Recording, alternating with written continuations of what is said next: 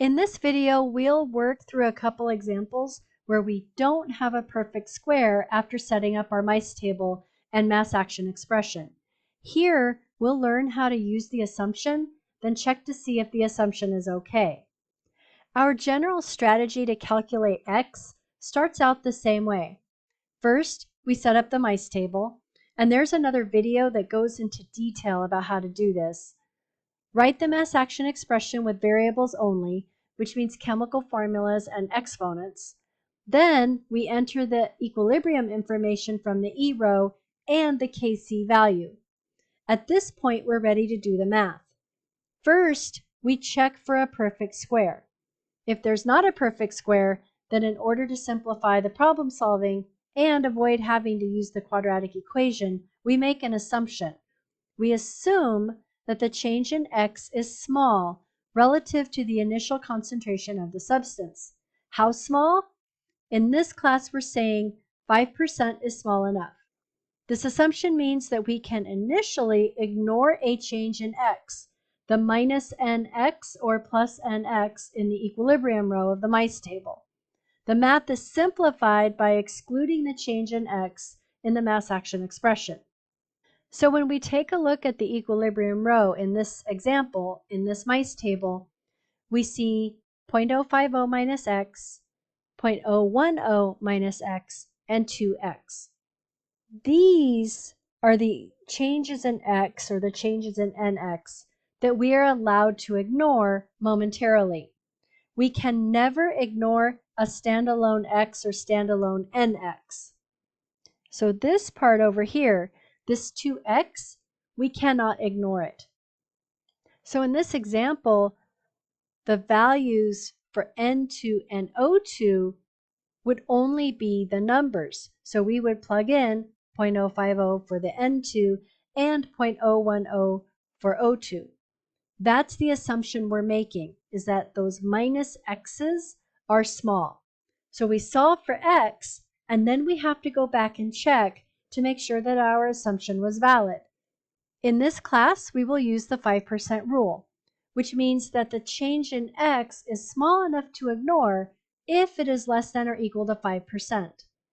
We check the assumption by showing the calculation of our calculated x divided by the initial concentration times 100. If the assumption fails, then we have to solve the quadratic equation, which is the topic of another video. So let's work through some examples. The first thing we do is write down our equilibrium equation. So I have N2 plus O2 goes to 2NO. I set up my mice table. My units are molarity, and I have ICE. My initial values are 0.050 for the nitrogen, 0.010 for the oxygen, and 0 for the NO. My change row is minus x, and plus 2x. The equilibrium row becomes 0.050 minus x, 0.010 minus x, and 2x. The next thing I do is write my mass action expression with the chemical formulas and exponents only. So I have NO squared divided by N2 times O2. So now I'm ready to plug in the values. So my Kc is 5.8 times 10 to the negative 6 equals the quantity 2x squared divided by 0.050 minus x times 0.010 minus x. At this point, I look to see if I have a perfect square, and I do not. Because although I do have a squared term in the numerator, because I had different initial values for my N2 and my O2, I do not have a squared value in the denominator. So this is not a perfect square, which means I cannot use that approach. So my option is I can ignore the change in x, or I should say the changes in x, and try to simplify this math. So I will ignore this minus x and this minus x. I will do the calculation and then I will go back and check. So I'm just going to cross those out of the mass action expression. So at this point, I only have one place where there is an x. And so the easiest way for me to continue with the math is to cross multiply. So I will write all of that down. I have 5.8 times 10 to the negative 6 times 0.050 times 0.010. And that equals the quantity 2x squared, which gives me 4x squared. If I divide both sides by 4, then those 4's will cancel, and I'm left with x squared equals some stuff. And then if I take the square root of both sides, that will lead me to the solution for x. So I have 5.8 times 10 to the negative 6 times 0.050 times 0.010 divided by 4, and then the square root of that. Checking my sig figs, remember we're just going to go with the fewest number because sometimes the calculations can get a little bit messy. I have 2 sig figs all the way across, and so I need to report my calculated result to 2 sig figs. That would be 2.7 times 10 to the negative 5, and that's x. So before I go on and finish the calculation, I need to make sure that the assumption was valid. So how do I check the assumption? I'm trying to see if the change in x is less than 5% compared to the original molarities. So if I check N2, I get 2.7 times 10 to the negative 5 divided by 0.050 times 100. And for O2, 2.7 times 10 to the negative 5 divided by 0.010 times 100. I've got 2 sig figs everywhere. So this assumption check for each substance will also be rounded to 2 sig figs. 2.7 times 10 to the negative 5 divided by 0.05 times 100 gives me 0.054%. And for the other one, for oxygen, I have 2.7 times 10 to the negative 5 divided by 0.010 times 100 gives me 0.27%. Both of these values are less than 5%, so it means my assumption is okay. Because the assumption was valid, then I can keep the value of x that I calculated, and I just need to finish the problem. So the problem is asking for the equilibrium concentrations of all substances. So to finish the problem, for N2, I have 0.050 minus 2.7 times 10 to the minus 5, 0.00027. I need to round this to 3 decimal places because of the original value, and when I do that, I get 0.049973. 3 decimal places is right here, and so that actually doesn't change. What that means is that equilibrium didn't go very far, or I should say that reaction didn't proceed very far until it reached equilibrium, and my N2 barely changed. For O2, we're probably going to see something similar.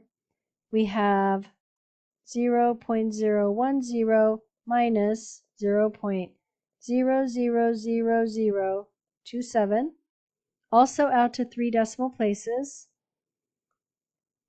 gives us 0.009973. Out to 3 decimal places is also unchanged. And then NO is 2 times 2.7 times 10 to the negative 5.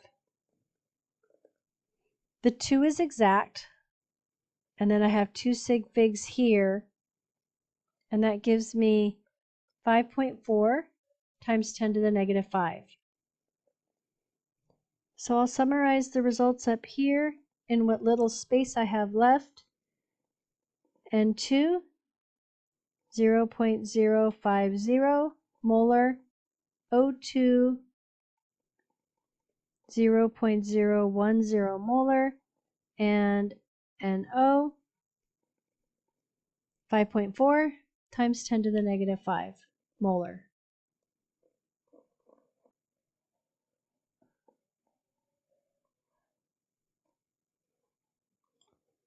In our next example, we're trying to calculate the equilibrium concentration of Br. We have an equation, we have initial concentration, and a Kc. So the first thing we're going to do is set up our mice table. Our reaction is Br2 going to 2Br. We set up MICE.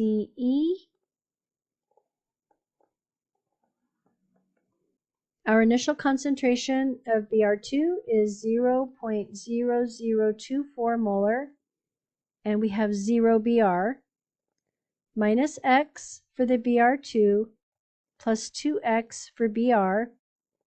Our equilibrium row will be 0.0024 minus X and 2X.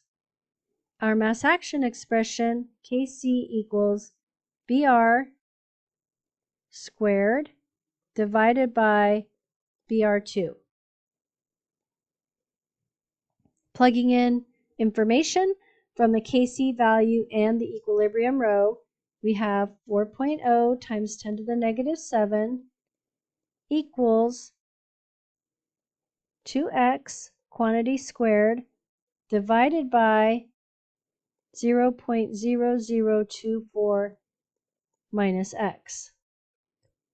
This is not a perfect square, so we're going to ignore the change in x, do the calculation, and then go back and check to see if the assumption was valid. So I'm just going to cross that out there, and starting to simplify, I'll cross multiply. So I have 4.0 times 10 to the negative 7 times 0.0024 equals 4x squared. If I divide both sides by 4 and then take the square root, this will give me x. In terms of sig figs, the 4 is exact, and both values have 2 sig figs again. And so when we solve for x, we'll keep 2 sig figs. So doing the math, I have 4.0 times 10 to the minus 7 times 0.0024 divided by 4, and then take the square root of that. Reporting to 2 sig figs gives me 1.5 times 10 to the negative 5. I have to check my assumption. So what we're checking is x divided by the initial concentration times 100. And we want to know if that is less than or equal to 5%. So I take 1.5 times 10 to the negative 5 divided by 0.0024 times 100. Both of these have 2 sig figs. So 1.5 times 10 to the negative 5 divided by 0.0024 times 100 gives me 0.62%. Now what comes out of my calculator for the values that I plugged in was 0.625, and based on our rounding rules, I would round that to a 0.62.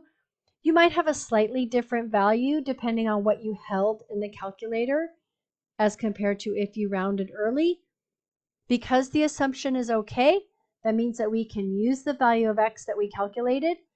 We're trying to get the equilibrium concentration of Br, and that is equal to 2x. So 2 times 1.5 times 10 to the negative 5 gives us 3.0 times 10 to the negative 5.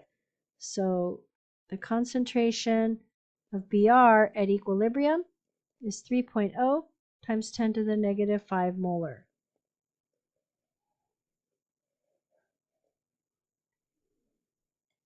In our final example, we'll apply the same strategy. So I'm going to write down my equation. 2SO2 plus O2 goes to 2SO3. Set up my mice table, MICE. Here's the units. For SO2, I have 0.050. For O2, 0.030, and 0 for SO3. Applying the change, I have a minus 2x for the SO2, minus x for O2, and plus 2x for SO3. So my equilibrium row is 0.050 minus 2x, 0.030 minus x, and 2x. The mass action expression is SO3 squared divided by SO2 squared times O2. So plugging in all of the information I have, my Kc and my equilibrium row, Kc is 2.74 times 10 to the negative 2 equals SO3 squared. Just coincidentally, we had 2x quantity squared for all of these examples, divided by 0.050 minus 2x quantity squared times 0.030 minus x. This is not a perfect square, so I'm going to ignore the changes in x and then go back and check. So I can ignore this and ignore this. I'm going to rewrite this one before we cross multiply and do everything else. 2.74 times 10 to the negative 2 equals quantity 2x squared divided by 0.050 squared, be careful with that, times 0.030. Now we can cross multiply. So we have 2.74 times 10 to the negative 2 times 0.050 squared times 0.030. And that equals 4x squared. Divide both sides by 4 and take the square root.